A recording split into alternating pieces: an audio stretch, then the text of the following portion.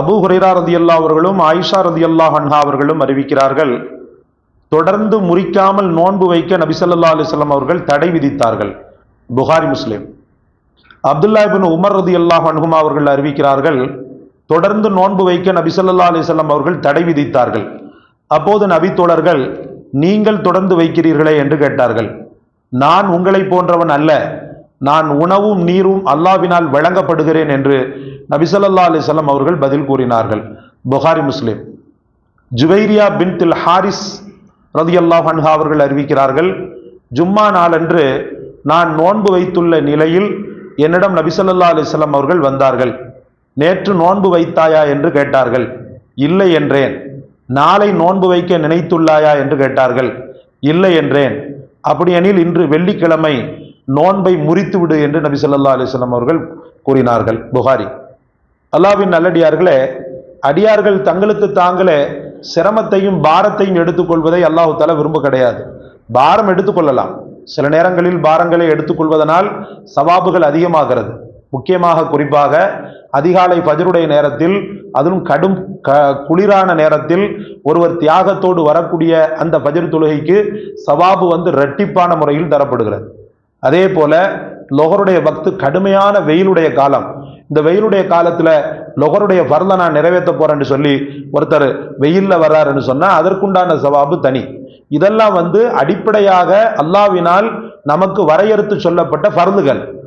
அதை தவிர்த்துட்டு எக்ஸட்ரா நம்ம செய்யக்கூடிய அந்த அமல்கள்ல ஒரு அளவீடு இருக்கிறது. அளவுக்கு அதிகமான முறையில் இரவு முழுக்க நின்று வணங்கிக்கிட்டு அதுக்கப்புறம் பார்த்தீங்கன்னு சொன்னா மற்ற நேரத்துலலாம் எப்போ பார்த்தாலும் பள்ளி இபாதத்து திக்ரு ஃபிக்ரு அடுத்த கட்ட நடவடிக்கை என்னன்றதெல்லாம் இல்லாம வாழ்க்கை ஃபுல்லா சோம்பேறித்தனமாவே இப்படியே காலத்தை கழிச்சுக்கிட்டு அதுக்கப்புறம் பார்த்தீங்கன்னு சொன்னா மாதம் 3 நாள் ரசூல் சொன்னாங்க, 13, 14, 15. அது அழகான நாட்கள். அப்படி இல்லையா உனக்கு ரொம்ப நோன்பு பிரியப்படக்கூடியவங்களா இருக்கிறீங்கன்னு சொன்னா திங்களும் வியாழனும் வைங்கன்னு சொல்லி சொன்னாங்க.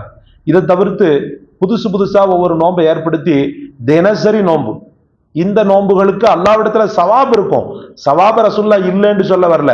ஆனால் இப்படிப்பட்ட ஒரு சூழ்நிலையை ஒரு மூமின் எடுத்துக்கொள்ள கூடாது. முக்கியமா திடீர்னு வெள்ளிக்கிழமை நோன்பு வைக்கிறார், அது கூடுமானா கூடாது. ஏன் கூடாது? வெள்ளிக்கிழமை ரசூல் ஸல்லல்லாஹு அலைஹி வஸல்லம் அவர்கள் சொல்லுவாங்க, வெள்ளிக்கிழமை ஜும்மாவுடைய நாள் ஏழைகளுக்கு பெருநாள் அப்படின்னு சொல்லுவாங்க. மிஸ்கின்கள் இருக்கிறாங்க இல்லையா, அவங்களுக்கு பெருநாள். எந்த கான்செப்ட்ல சொன்னாங்க அப்படின்றது ரசூலுல்லாஹ்க்கு தான் வெளிச்சம். பொதுவாக இப்ப கூட நம்ம பார்க்கலாம், அந்த ஏழை எளிய மக்களுக்கு நம்ம வெள்ளிக்கிழமை தான் என்ன செய்யறோம், சாப்பாடு கொடுக்குறோம். அப்ப சாப்பாடு அந்த மாதிரி மக்களுக்கு கிடைக்கிற நாள் பெருநாள் மாதிரி தானே, நல்ல சாப்பாடு வெள்ளிக்கிழமை கொடுக்குறோம் நம்ம. அப்ப அதை வச்சு ரசூல் ஸல்லல்லாஹு அலைஹி வஸல்லம் அவர்கள் தர்மம் அதிகமாக செய்யப்படக்கூடிய நாளாக இருக்கிறபடியால் அதிகமாக மக்கள் சிரமத்தோடு ஜும்மா தொழுது விட்டு மனைவி மக்களோட போய் சந்தோஷமா சாப்பிட்றதுக்கு பதிலா நோன்பு வைக்க போறன்ற பேர் வழியில் என்ற பேர்ல வெள்ளிக்கிழமை மட்டும் நோன்பு வைக்கிறது எந்த வகையிலும் அனுமதிக்கப்பட்டதல்ல. ஐயாமு தஷ்ரீக்குடைய நாள் வருது, 13, 14, 15 இந்த 3 நாள்ல வெள்ளிக்கிழமை வருதுன்னு சொன்னா அதுல தடை வராது. அதுல எந்த காலத்திலும் தடை வராது. ரமலான்ல வருது, அதுல தடை வராது. பராத்து நோன்பு வருது, அதுல தடை வராது. சும்மா சம்பந்தமே இல்லாம வெள்ளிக்கிழமை நோன்பை வைக்க போறேன்னு சொல்லிட்டு வச்சாருன்னு சொன்னா அது நல்ல செயல் அல்ல அப்படின்றதுக்கு தான் இந்த ஹதீஸ் நமக்கு எடுத்துக்காட்டு.